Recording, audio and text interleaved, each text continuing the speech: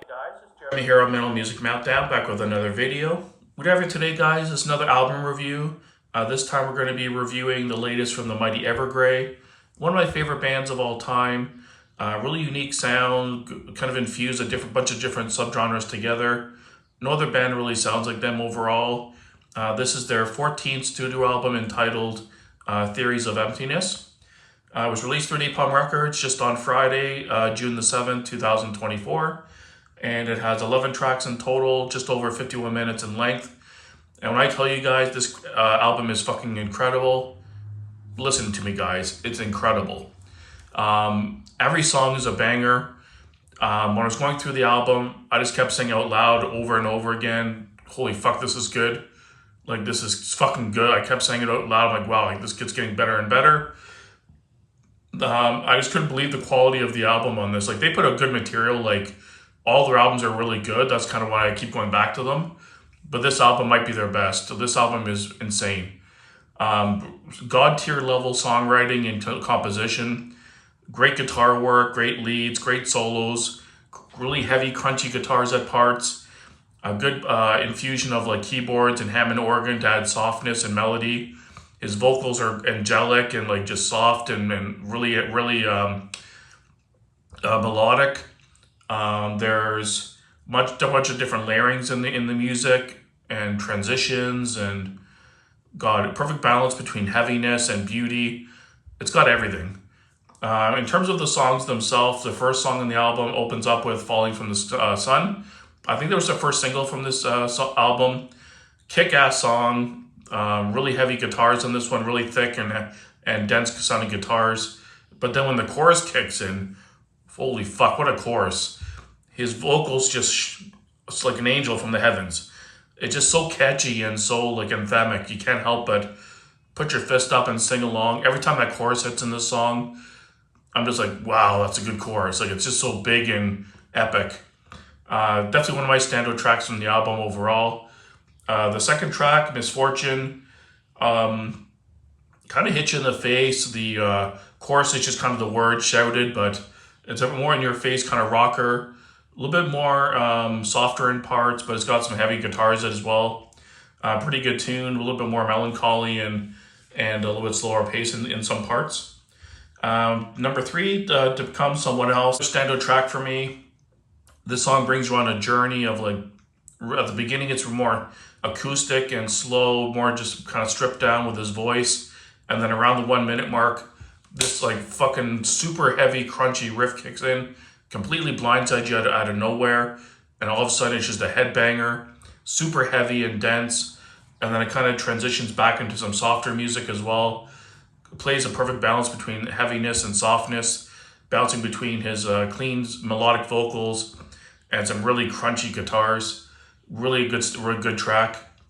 The songs Say, just a straight up rocker. Really good riffs on this one. Really good rockin' tune.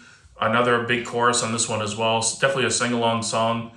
Once you learn the lyrics to these songs, you can't help but put your fists in the air. You're yelling the lyrics out loud. It's just crazy. Ghost of My Hero. God, what a beautiful song. It's not quite a ballad, but more of a slow-paced song. And it has moments of a grandiose or like a little bit of punch in the music to bring it up a little bit. But for the most part, it's more soft and his vocals are more on the forefront. But what a beautiful song. We Are the North. This one has a little bit more crunchiness to it. It has like an intensity to the music where it's like, it's hard to explain. It's like watching like a big scene in a movie or something where that intense music is in the background, like building the intensity, like the suspense. Is that kind of intensity with the music? It's kind of hard to explain. You have to listen to it to really understand. But really cool song. Another rocker. One Heart is definitely a big sing-along song. Big chorus as well. It's one of those songs you'd be at a concert with your fist in the air, just singing along the whole time. Definitely one of those kind of anthemic songs for sure. And then The Night Within, another rocker, in your face, straight down the line, great guitars. The bass is pretty prominent on this album as well. You can hear it very clearly. And another straightforward rocker. Cold Dreams is the one that has Jonas from Catatonia, which is fucking awesome because merging these two bands together is amazing. And he actually does some growl vocals on this one, a little surprised, which adds a nice little dimension to the song. I think this song was a little bit long. It takes you on a good journey, and it's a really beautiful song. But I think that if they shrunk it down a minute or two, it would have been a little bit more effective. But overall, beautiful song. Good blend between the two vocalists, two of my favorite singers, and beautiful song, great song otherwise. And Our Way Through Silence. That was another pretty straightforward rocker. Big guitars, crunchy guitars, catchy chorus again, and just another banger. And then, like I said, the last song was more of an outro, more instrumental, spoken word kind of thing. I'm not a big fan of outros, so I wouldn't put it on personally. But it sounded cool, had a beautiful kind of guitar line and spoken word part. But in my opinion, it didn't really need to be there. So my only negatives of the album, which is for almost none, the one song, Cold Dreams, could have been maybe edited down to maybe a minute or so, not too much, but I found it to be a little bit long. And the outro, I'm just not a big fan of outro, so I wouldn't have had that on. But otherwise, the album's pretty much perfect. Production is perfect. You can hear all the instruments clearly. The guitars are thick and crunchy and in your ear, in your face. The bass is prominent, and that's really thick in the mix as well. The vocals are angelic and like cutting through like butter through the heaviness. The mix is incredible. It's perfect, right on point.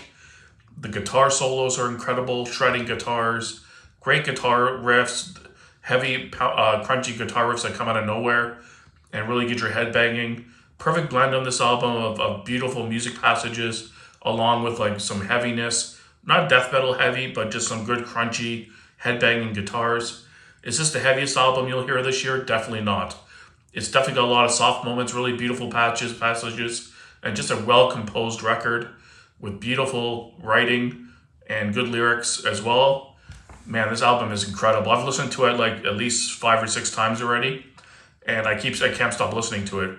I'd say at this moment, we're midway through the year. This is my album of the year right now.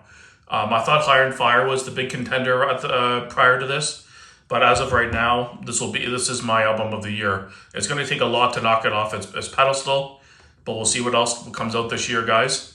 So let me know what you thought of the album down below. I was blown away personally. If you're not familiar with Evergrey, definitely check this out. And like I said, it's a near perfect album. If I had to give it a rating out of 10, really minor gripes, I'm going to give it a 9.5. It's almost a perfect album. So thanks for watching, guys. Stay tuned for more great content, and keep it metal.